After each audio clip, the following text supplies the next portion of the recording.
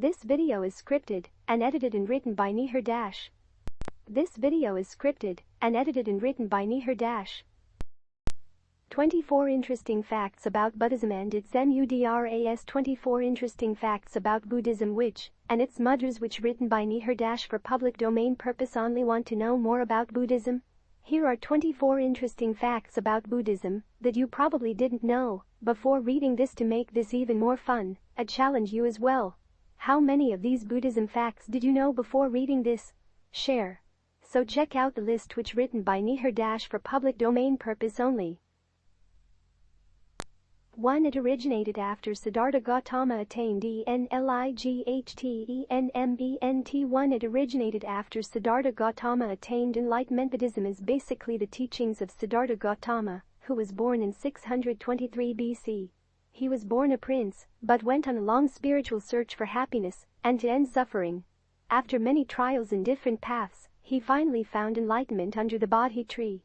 After his enlightenment, he started to teach others, and this is how the teachings of Buddhism started. 2. A Buddha is a person who's achieved enlightenment. 2. A Buddha is a person who's achieved enlightenment. Many people think that Buddha is a person, but that is a misinterpretation. Anyone can be a Buddha, and it is merely the name for a person who has reached nirvana, the state of enlightenment. Siddhartha Gautama was the first Buddha, and after that, there have been several Buddhas. That's one of the reasons why the faces of Buddha statues differ. In addition to Siddhartha Gautama, one Buddha that has become especially famous is the Laughing Buddha, which is said to have been a Chinese monk named Chitzu. 3. There are several teachings of Buddhism. 3. There are several teachings of Buddhism. From the beginning, there was only one teaching, the one of Siddhartha Gautama. But with time, and as the teachings spread to other countries, different branches were created, and the old texts and lessons were interpreted differently. The three major branches of Buddhism are Theravada, Mahayana, and Vajrayana. 4. Buddhist monks and nuns shave their hair. 4. Buddhist monks and nuns shave their hair. In the Pali Vinaya Pitaka, it is written that hair should be shaved when it reaches the length of 2 finger widths or every 2 months. It's a symbolic gesture that shows that the monk and nun are ready to commit and leave the past behind. It is also a way of discouraging vanity. However, the ritual is not something that has to be done in order to reach enlightenment. In fact, there are sources that indicate that Siddhartha Gautama had hair, at least from time to time. 5. Suffering is said to be inevitable. 5. Suffering is said to be inevitable. Buddhism teaches that life is full of suffering. In fact, the Buddha went as far as saying that suffering is inevitable. However, he found a way out of it, eventually. By following the Noble Eightfold Path, you will still endure suffering at times, but according to the teachings, this path will minimize the suffering until you reach nirvana. 6. It follows the wheel of Dhamma. 6. It follows the wheel of Dhamma. The wheel of Dhamma represents the Noble Eightfold Path, which consists of the following elements: right view, right thinking, right speech, right action, right livelihood, right diligence, right mindfulness, and right concentration. This is basically how a good Buddhist should act in order to avoid suffering as much as possible. This will also ensure that the full focus is set on reaching enlightenment. 7. Each person is responsible for their own enlightenment. 7. Each person is responsible for their own enlightenment. According to the teachings, there is no savior, like Jesus in Christianity or Messiah in Judaism, for example. It is up to each individual to keep good karma and work their way to attain enlightenment. No one else is capable of making you a Buddha, only you can do this. 8. Meditation is a big part of the teaching. 8. Meditation is a big part of the teaching. The Buddha reached enlightenment after a long meditation under the Bodhi tree in Bodh Gaya. The meditation is very important, and every monk practices it several times daily. 9. Buddhists believe in karma. 9. Buddhists believe in karma. Karma is the belief that every act has a consequence later on in life. It's not certain when, but every genuinely good intention will get good karma, and every evil act will get bad karma. You could summarize it with the saying, what goes around comes around.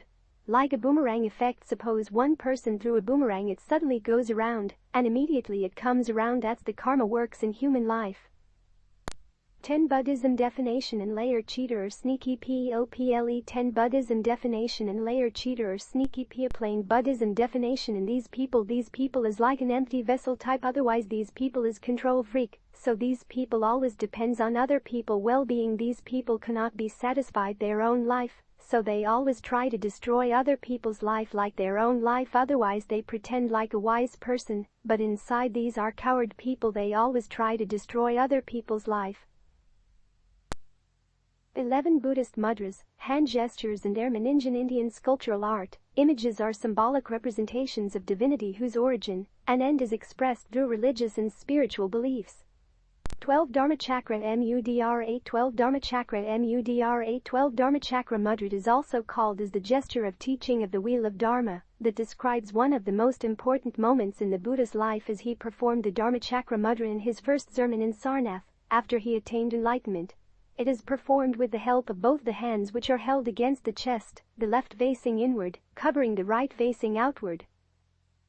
13 Dhyan Mudra 13 Dhyan Mudra 13 Dhyan mudra is also known as Samadhi or Yoga mudra. It is performed with the help of two hands which are placed on the lap, and place the right hand on the left hand with stretched fingers, thumbs facing upwards, and other fingers of both the hand resting on each other. This is the characteristic gesture of Buddha Shakyamuni, Dhyani Buddha Amitabha and the Medicine Buddha. 14 Bhumisparsa Mudra 14 Bhumisparsa mudra. This gesture is also known as touching the earth, which represents the moment of the Buddha's awakening as he claims the earth as the witness of his enlightenment. It is performed with the help of the right hand, which is held above the right knee, reaching toward the ground with the palm inward, while touching the lotus throne. 15 Virata Mudra 15 Virata mudra. This mudra represents the offering, welcome, charity, giving, compassion and sincerity. It is performed with the help of both the hands, in which palm of the right hand facing forward, and fingers extended and left hand palm placed near omphalos with extended fingers. 16 Karana Mudra 16 Karana mudra. This gesture signifies the warding off evil, which is performed by raising the index and the little finger and folding the other fingers. It helps in reducing sickness or negative thoughts. 17 Vajra Mudra 17 Vajra mudra. This gesture denotes the fiery thunderbolt that symbolizes the five elements, i.e. air, water, fire, earth, and metal. It is performed with the help of right fist, left hand forefinger, which placed by enclosing the erect forefinger of the left hand in the right fist with the tip of the right forefinger touching, or curled around, the tip of the left forefinger. 18 Vitarka Mudra 18 Vitarka mudra signifies the discussion and transmission of the teachings of the Buddha. It is performed by joining the tips of the thumb and the index fingers together, while keeping the other fingers straight, which is just like to Abhaya mudra and Virata mudra, but in this mudra the thumbs touching the index fingers.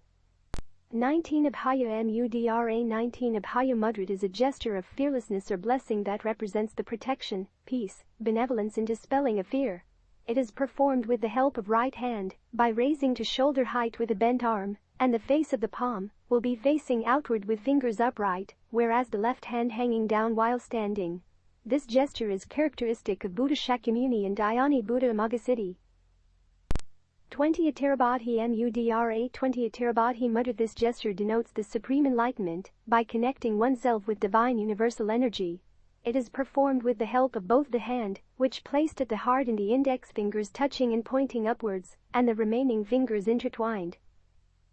21 Anjali Mudra 21 Anjali mudra is also called Namaskara mudra or Hridayanjali mudra, that represents the gesture of greeting, prayer and adoration.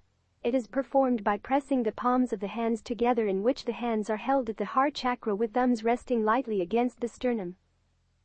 22 How Buddhism and Yoga related to each other. 22 How Buddhism and Yoga related to each other. Buddhism adopted certain yogic practices even in its nascent stages. Buddha is said to have lived in India between 563 and 483 BCE. Buddhism proposes that all worldly suffering can be alleviated if one renounces the material world. The yogic tradition, with its focus on the inner self, was hence adopted by Buddhism. The common essence of both yoga and Buddhism is the attainment of enlightenment through discipline. Buddhism refers to this enlightenment or realization as nirvana. While the history of yoga goes far back in time, the physical aspects of the yogic practice were first detailed by sage Patanjali between 400 and 500 C.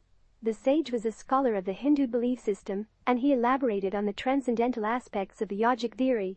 His work, the Yoga Sutras, is widely known for the information it contains about asanas, or the physical component of yoga centered around postures.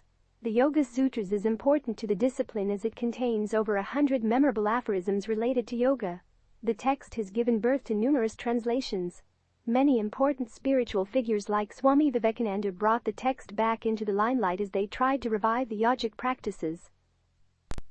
23rd edition of the International Day of Yoga. 23rd edition of the International Day of Yoga. Prime Minister Narendra Modi said Tuesday that yoga has become a global festival as there is widespread acceptance of the ancient Indian practice as he participated in the 8th International Day of Yoga, IDI, celebrations in Karnataka's Mysuru. Speaking before the yoga demonstration in which he participated for 45 minutes, PM Modi said, "The acceptance of that Amrit spirit of India which gave energy to India's freedom struggle. That is why mass yoga demonstrations are being organized at 75 iconic locations across the country." Greeting people on the occasion of International Yoga Day, President Ramnath Kovind said, "Yoga is India's gift to humanity, and it is a holistic approach to health and well-being, balancing mind, body and soul." The president took part in Yoga Day demonstration at the Rashtrapati Bhavan. He also asked everyone to make yoga a part of their daily life and experience its benefits. The theme of this year's Yoga Day celebrations is Yoga for Humanity, and around 25 crore people across the world are expected to take part in various events, doing yoga in unison towards better health and wellness for all. A flagship program in coordination with the Ministry of External Affairs has also been organized for a mass yoga protocol world over on the day following the movement of the sun.